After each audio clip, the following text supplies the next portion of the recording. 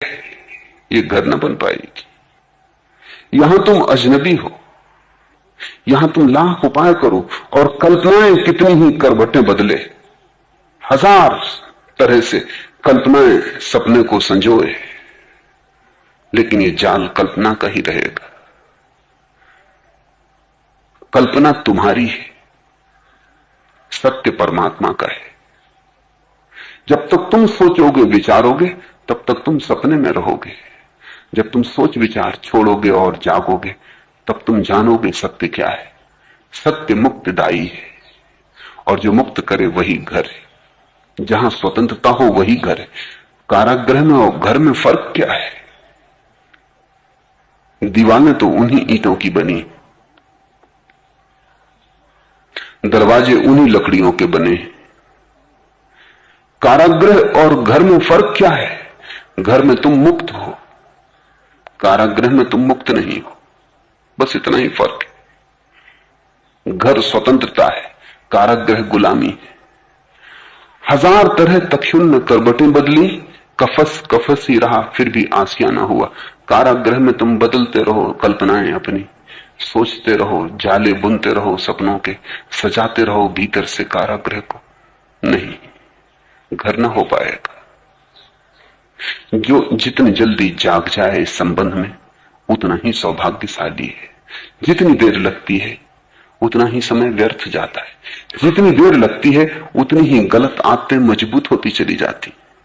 जितनी देर लगती है उतने ही बंधन और भी सख्त होते चले जाते हैं और तुम्हारी शक्ति क्षीण होती चली जाती है उन्हें तोड़ने की। इसलिए बुढ़ापे की प्रतीक्षा मत करना। अगर समझ आए तो जब समझ आ जाए क्षण भर भी स्थगित मत करना उस समझ को। लौकिक और वैदिक समस्त कर्मों के त्याग को निरोध कहते हैं। संस्कृत का मूल बहुत अद्भुत है। हिंदी में अनुवाद जो लोग करते हैं उन्हें त्याग और निरोध का कोई भेद साफ नहीं। संस्कृत का मूल कहता है लोक, वेद, व्यापार, इस सब का निरोध हो जाए, न्यास हो जाए, वही भक्ति। इसे समझें हम। इस लोक और परलोक के व्यापार का निरोध हो जाए। इस लोक का व्यापार है, धन की दौड़ है, पद की दौड़ है। परलोक का भी व्यापार है, सुख, आनंद, मोक्ष, वे भी यात्रा ही है, वे भी दौड़ है। किसी तरह इस संसार से तुम ऊबते हो, ऊब नहीं पाए कि तुम दूसरे संसार के सपने देखने शुरू कर देते हो। इसी तरह सपने देखने वालों ने स्वर्ग बनाए, स्वर्ग में हजार कल्पनाओं को जगह दी। जो जो यहां पूरा नहीं हो पाया है वो वहां रख लिया है। और कभी कभी तो कल्पनाएं बड़ी मूढ़तापूर्ण मालूम होती हैं कि विचारों तो बड़ी हैरानी होती है। मुसलमान कहते हैं उनके स्वर्ग में, बहिश्त में शराब के चश्मे बह रहे हैं। यहां पीने नहीं देते, यहां कहते हैं पाप और वहां चश्मे बहाते। तुम समझ सकते हो बात बिल्कुल सीधी। ये चश्मों की कल्पना किसने की होगी? ये उन्होंने की है जिनको यहां पीने में रस था और त्याग कर दिया। ये सीधी सी बात है, सीधा मनोविज्ञान है। यहां पीना चाहते थे लेकिन डर की वजह से पी ना पाए। यहां पीना चाहते थे लेकिन धार्मिक शिक्षण की वजह से पी ना पाए। यहां पीना चाहते थे लेकिन हिम्मत ना जुटा पाए। तो अब स्वर्ग में चश्मे बहा रहे। यहां चुल्लू चुल्लू मिलती, वहां डुबकी लगाएंगे।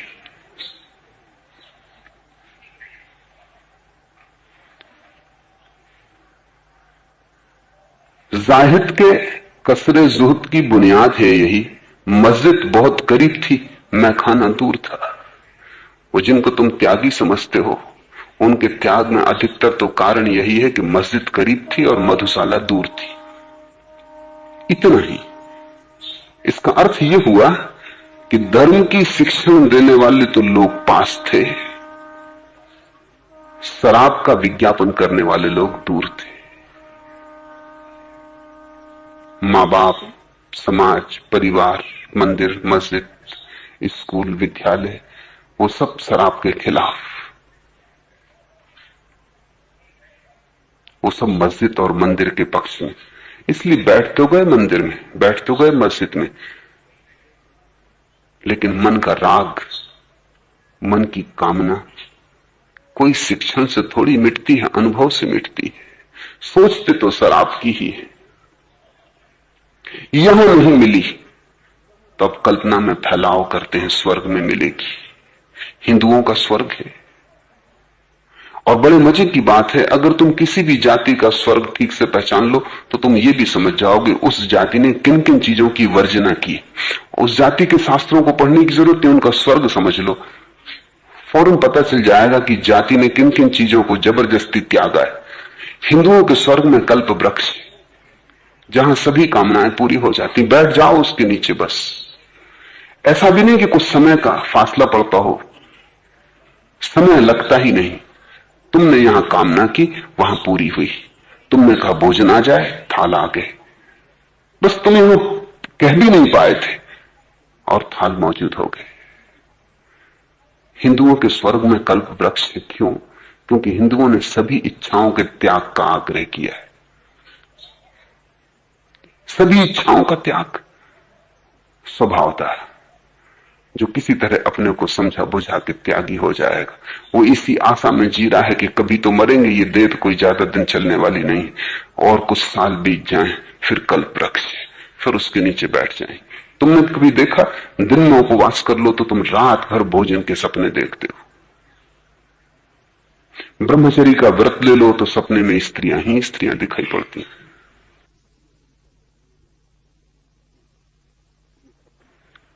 ये सपने, कल्प वृक्ष, शराब के चश्मे, ये इस बात की खबर दे रहे हैं कि तुमने किस किस चीज को जबरदस्ती छोड़ दिया। अनुभव से नहीं, पककर नहीं, संस्कार, शिक्षण, दबाव। मस्जिद बहुत करीब थी, मैखाना दूर था। उतने दूर जाने की तुम हिम्मत न जुटा पाए। जाते तो प्रतिष्ठा दांव पर लगती थी, तो तुमने एक तरकीब निकाली कि यहां मस्जिद में रहो, स्वर्ग में मैखाने में रह लेंगे। ऐसे तुमने अपने को समझाया, ऐसे तुमने समझौता किया। तुम्हारे स्वर्ग तुम्हारी कल्पनाओं के जाल है, और तुम्हारे नरक, स्वर्ग तुमने अपने लिए बनाए हैं और नरक दूसरों के लिए। वो भी बड़े विचारणीय है। हिंदुओं का नरक है तो वहां भयंकर आग चल रही है, सतत अग्नि जलती है, बुझती नहीं, उसमें जलाए जा रहे हैं लोग। भारत गर्मी से पीड़ित देश है, यहां सूर्य तपता है तो शीतलता स्वर्ग में, शीतल मंद बहार बहती है। सुबह ही बनी रहती स्वर्ग में, दोपहर नहीं आती, बस सुबह की ही ताजगी बनी रहती। फूल खिलते हैं, मुरझाते नहीं, और शीतल हवा बहती रहती। नरक में भयंकर लपटे, वो गर्म देश की धारणा है। तिब्बती वो नहीं बनाते, वो नहीं कहते कि नरक में लपटे। उनका स्वर्ग गर्म और उष्ण, क्योंकि ठंडे मुल्क के लोग मरे जा रहे हैं ठंड से। नरक में बर्फ ही बर्फ जमी, उसमें लोग गल रहे हैं बर्फ में। न तो कहीं कोई स्वर्ग है, न कहीं कोई नरक है। स्वर्ग तुम बनाते हो अपने लिए, जो जो कामनाएं तुम पूरी करना चाहते थे और नहीं कर पाए, तो तुम स्वर्ग में कर लेते हो। स्वर्ग हिंदुओं का बिल्कुल एयर कंडीशन, वातानुकूलित, वहां कोई ताप नहीं लगती, पसीना नहीं आता स्वर्ग में, पसीना आते नहीं।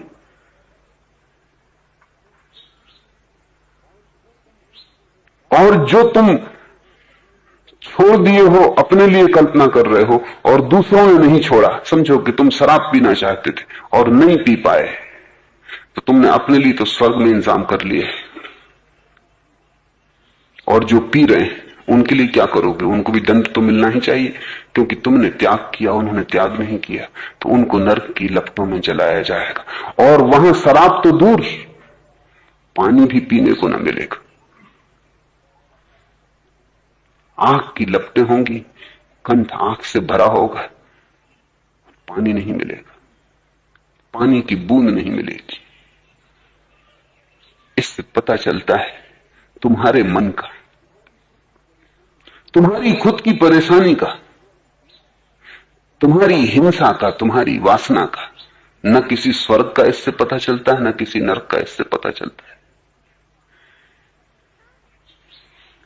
भक्ति तो उसे उपलब्ध होती है जिसको न इस संसार की कोई कामना रही, न उस संसार की, जिसकी कामना का व्यापार निरुद्ध हो गया, जिसने कहा अब हमें कुछ मांगना ही नहीं, न यहां न वहां, मांग ही छोड़ दी, उसे सब मिल जाता है यहीं।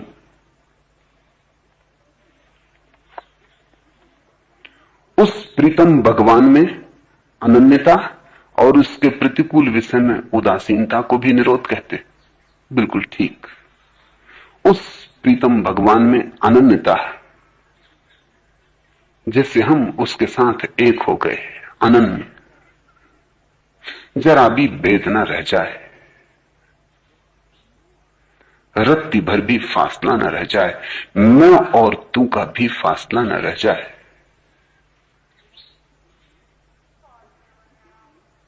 उस प्रीतम में अनन्यता अपने आप ही उसके प्रतिकूल विषय में उदासीनता बन जाती। उदासीनता शब्द को समझ लेना जरूरी है। उदासीनता निरोध का मार्ग है। जिसको तुम त्यागी कहते हो वो उदासीन नहीं होता। जो आदमी शराब का त्याग करता है वो शराब के प्रति उदासीन नहीं होता, शराब के प्रति बड़े विरोध में होता है। उदासीन कैसे होगा? विरोध में होता है। उदासीन का तो अर्थ है हमें कोई प्रयोजन नहीं, विरोध का अर्थ है शराब जहर है। जो आदमी काम वासना में उदासीन होता है वो काम वासना के विरोध में नहीं होता। अगर कोई दूसरा काम वासना में जा रहा है तो इससे उसके मन में निंदा पैदा नहीं होती। ये उसकी मर्जी है, ये उसकी समझ है, उसका समय ना आया होगा, कभी आएगा। उस पर करुणा आ सकती है, क्रोध नहीं आता। जो आदमी धन में उदासीन है उसके मन में धन की कोई निंदा नहीं होती। वो धन को पाप नहीं कहता, वो इतना ही कहता धन की उपयोगिता है, लेकिन वो उपयोगिता बड़ी क्षणिक है। वो इतना ही कहता है कि धन सब कुछ नहीं है, वो ये नहीं कहता कि धन कुछ भी नहीं है। उतना ही कहता संसार में उपयोगी होगा, लेकिन संसार सब कुछ नहीं है। वो धन के विरोध में नहीं। ऐसे त्यागी हैं कि अगर उनके सामने तुम रुपए ले जाओ तो आंख बंद कर लेते। अब ये उदासीनता ना हुई। ऐसे त्यागी हैं जो धन को हाथ से नहीं छूते, ये उदासीनता न हुई। एक आदमी मुझे मिलने आया, एक सन्यासी, कोई 2 वर्ष हुए। तो मैंने उन्हें कहा कि ठीक है, कभी एक शिविर में आ जाओ तो ध्यान करो। उन्होंने कहा जरा मुश्किल है। उनके साथ एक आदमी और था, तो मैंने पूछा इसमें क्या मुश्किल है? उन्होंने कहा मैं पैसा नहीं छूता, तो ट्रेन में सफर करो तो टिकट भी खरीदनी पड़ती। तो मैंने कहा तुम यहां तक कैसे आए? तो बोले ये आदमी साथ है, पैसे ये रखता है, मैं छूता भी नहीं। तो ये साथ आने को तैयार हो तो ही मैं शिविर में आ सकता हूं। अब ये तो पैसे से भी ज्यादा बड़ी गुलामी होगी, पैसा और ये आदमी भी उल्टा।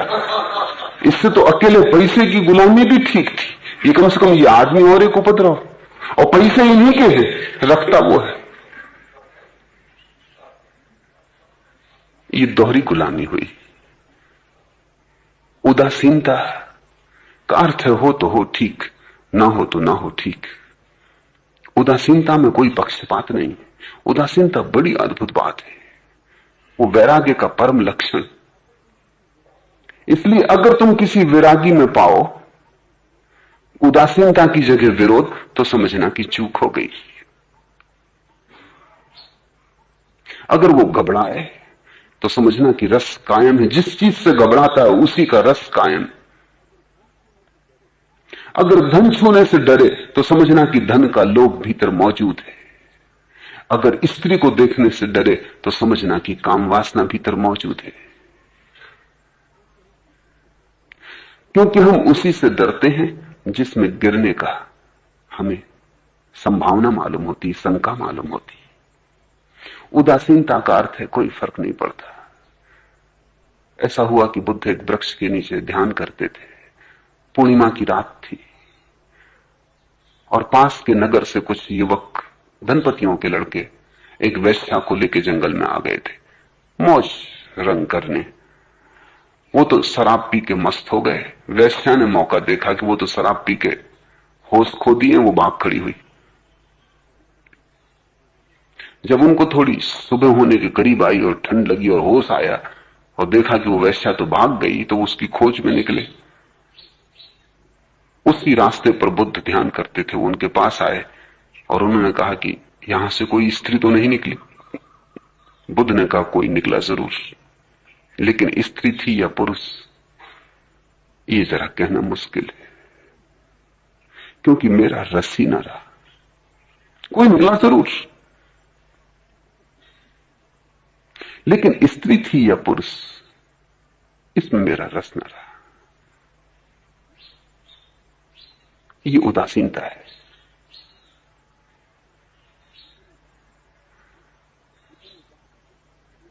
बुद्ध ने कहा कि जब तक मेरा रस था तब तक गौर से देखता भी था कौन कौन है।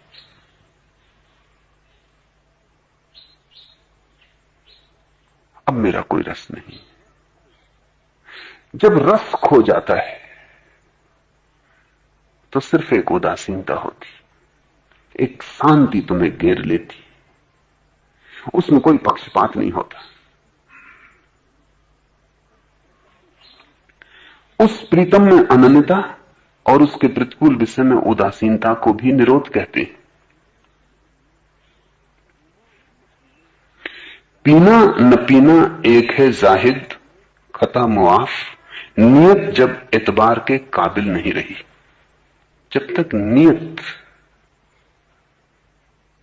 पर एतबार ना हो, जब तक अपने भीतर की स्थिति पे भरोसा ना हो, तब तक तुम कसमें भी ले लो तो कुछ फर्क नहीं पड़ता। व्रत धारण कर लो कोई फर्क नहीं पड़ता, क्योंकि असली बात तो नियत है। तुम पियो न पियो इससे कोई फर्क नहीं पड़ता। घर में रहो कि बाहर रहो इससे फर्क नहीं पड़ता। पूजा करो कि ना करो इससे कोई फर्क नहीं पड़ता। असली सवाल तुम्हारे भीतर की नियत का है। अगर नियत साफ है तो तुम कहीं भी रहो मंदिर ही पाओगे। अगर नियत साफ नहीं है तो तुम मंदिर में रहो, तुम वैश्यागृह में ही रहोगे। क्योंकि आदमी अपनी नियत में रहता है, अपने भीतर की मनोदशा में रहता है।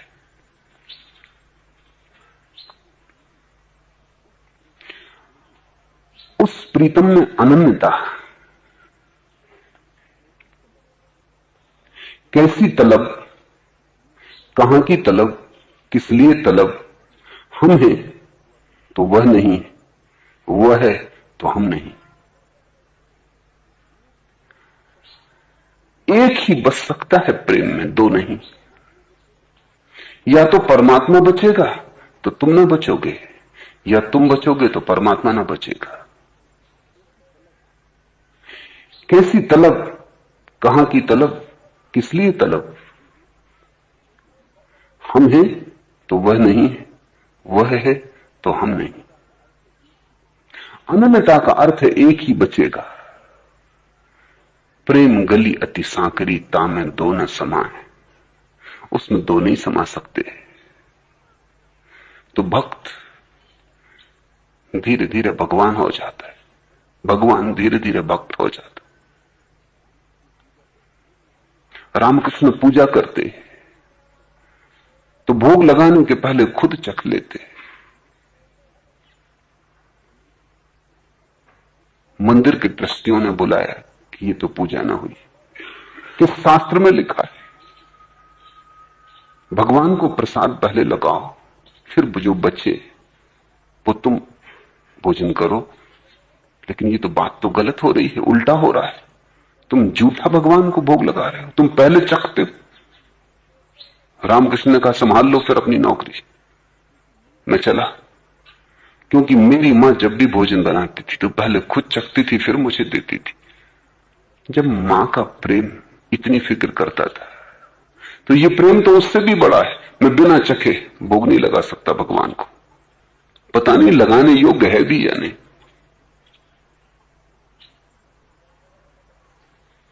ऐसी अनन्यता, ऐसी निकटता, इतनी सामीप्यता कि धीरे धीरे सीमाएं खो जाएं।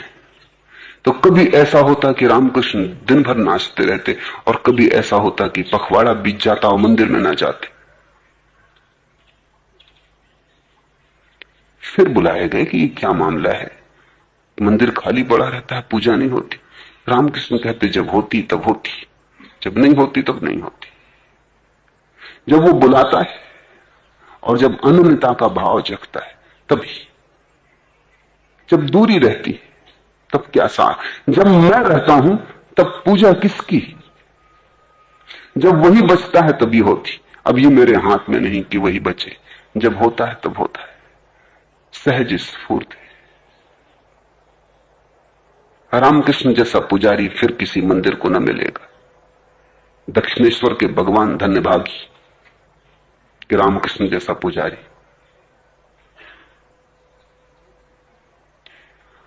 अनन्य भाव का अर्थ है मैं और तू दो नहीं,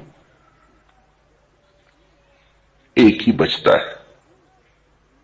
वस्तुतः दोनों तरफ से प्रेमी, प्रेसी या भक्त और भगवान दोनों खोते जाते हैं और दोनों के बीच में एक नए सत्य का आविर्भाव होता है, एक नए ज्योतिर्मय चैतन्य का आविर्भाव होता है, जिसमें भक्त भी खो गया होता है एक कोने से, दूसरे कोने से भगवान भी खो गया होता है। भक्त और भगवान तो द्वैत की भाषा है, भक्ति तो अद्वैत है। उस प्रीतम में अनन्यता और उसके प्रतिकूल विषय में उदासीनता को भी निरोध कहते हैं। और जिसने भी उसके साथ ऐसी एक तांता साध ली, संसार के प्रति उदासीन हो जाता है। छोड़ना नहीं पड़ता संसार, त्यागना नहीं पड़ता संसार, सब छूट जाता है, व्यर्थ हो जाता है, सार्थकता ही नहीं रह जाती। छोड़ने को क्या बचता है? अपने प्रीतम को छोड़कर दूसरे आश्रयों के त्याग का नाम अनन्यता है। परमात्मा तुम्हें ऐसा भर दे कि तुम्हारे भीतर कोई रत्ती भर जगह न बचे जो उससे भरी हुई नहीं। तुम लबालब उससे भर जाओ, तुम ऊपर से बहने लगो, ऐसे भर जाओ